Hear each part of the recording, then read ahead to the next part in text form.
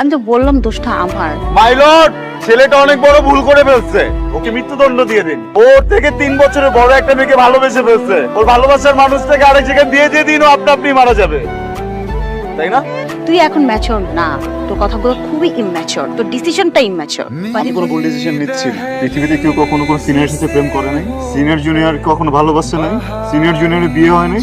আমি যদি ভালোবাসি তাহলে আমার দোষটা কোথায়? আমি যে ভালোবাসি এটা কি অপরাধ? ভুল মানুষটাকে তুই চয়েস করছিস।